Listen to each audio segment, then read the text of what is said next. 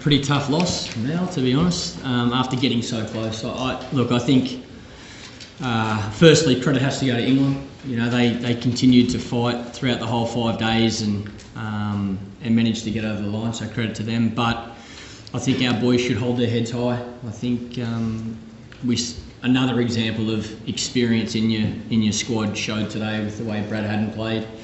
He deserves a lot of credit for fighting so hard, and there's probably nobody more disappointing in the change room at the moment than Brad. And then to the other guys that batted with him, did a fantastic job as well. So, look, I think all Australians would have loved to have seen a different result, but if you talk about great Test cricket, you're not going to get many better Test matches than what we've just seen. So was it more or less devastating than Edgbaston in 05? I can't remember 05. I can, but I just don't want to.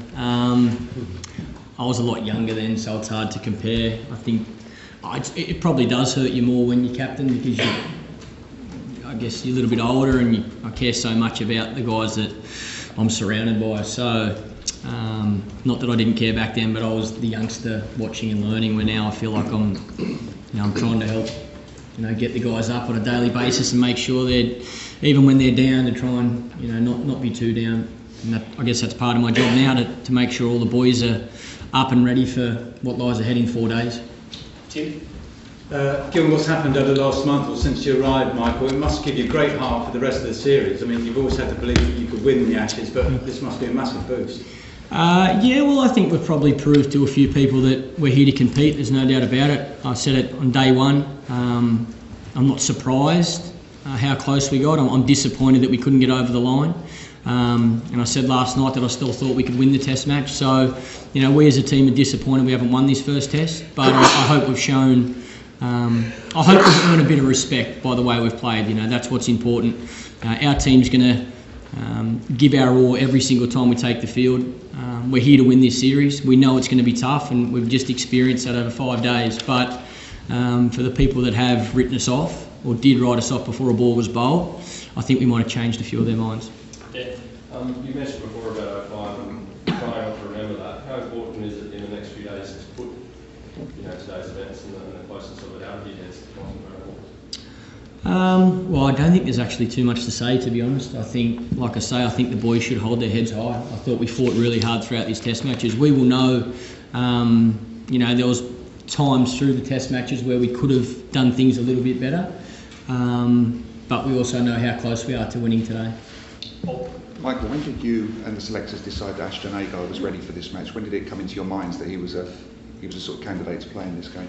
Because it was a disappointing selection.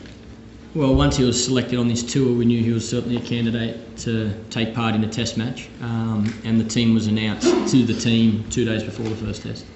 What did you see in him that made you think he was ready? Exactly what you just seen in him over the past 5 days. Michael, the Test was decided on a DRS call. Was England's better use of the technology a major factor in this result? I don't think the Test was decided on one DRS call at all. There's plenty of times throughout the game, if you look from the first ball bowled to the last ball just bowled, where there was the ups and downs, that roller coaster ride. Like I say, England deserve credit. They've won the first Test match, and there's plenty of times where we could have done things a little bit better to give us a better chance of winning this Test. But we learn from that, and we make sure we improve in the second Test. Rich, when you watching from the final decision, looking at the way you appeal and the original decision, was your instinct that it was out or in? I have absolutely no idea, sitting 80 metres away. I can't tell. I've got to look at the TV like everybody else and wait and see if there's a mark on hotspot. So, yeah, I can't tell live, that's for sure. And I'm biased as well. I'm definitely going to say an Australian batsman's not out. Michael, given where we're at with the DRS, would you prefer to see the game go back to pre-referrals? Yeah, look, I'm not going to go there. At the end of the day, this is what we've got for this series. I'm going to concentrate on trying to get my referrals better. How do you sum up Brad's innings, Michael, and how does that sort of compare to his best through his career?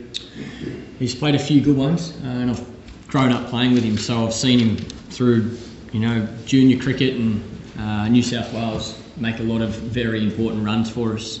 But I think the courage he showed to play his natural game, the way he played under pressure, again, I think experience plays a big part there.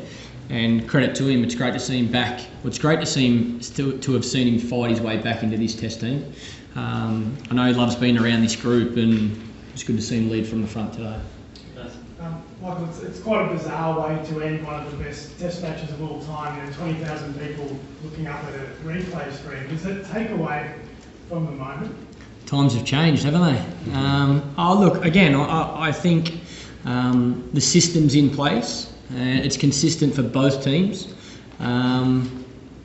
It's the way the game is now. Michael, it's a great test, but you wouldn't have got anywhere near it without those 2 10th wicket partnerships. What can you do to try to address the fragility of the top order? Hopefully not give number 11 a bat next game. That'd be a good start. But again, I've said for a while to the Australian team that I don't care who makes the runs or who takes the wickets. You need to take 20 wickets to win a Test match, and you need to score a lot of runs. So, you'll see our bowlers batting as much as the batters in the nets, and the same, the part-time bowlers doing plenty of work with the ball. So it's about the team. Team performance is what's most important. Mark, you say you want to try and get better at your use of the review system. Do you have a set way that you go about deciding whether or not to review? I don't have anything in writing. I don't have a contract how I'm going to use it, but generally I'm trying to ask the people that have the best sight. So if we're fielding, it's generally the wicket keeper and the first slip, because they have a good view, and also the bowler. But a lot of the time the bowlers always think it's out.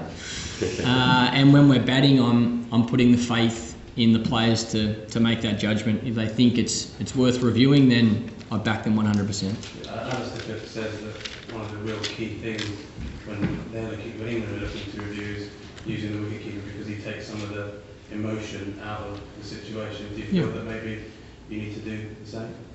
I just said the wicketkeeper and first slip are generally, and the bowler are generally the 3 people I talk to. So I'm just about the emotional aspect of it.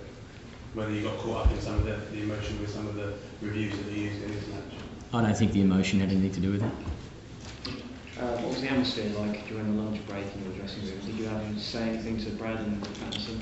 No, look, it was exactly the same as when we arrived today. The boys were full of confidence. We knew it was going to be a fight to the end. It was about, Brad and James playing the way they play, backing themselves and playing the way they play. Michael, is dealing with Jimmy Anderson going to be a fairly key part of whether you compete in this series?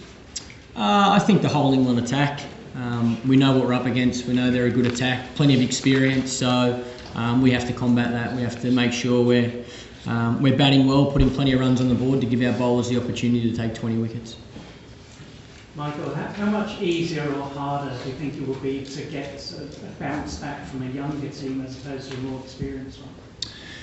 I don't think it'll be that difficult, to be honest. I think if you walk into our change room now, you'll certainly see some disappointed people. There's no doubt about it. We feel we're so close to winning this Test match, but I guarantee they'll be counting the next 4 days down to start the second Test. I think that's just the group we have at the moment.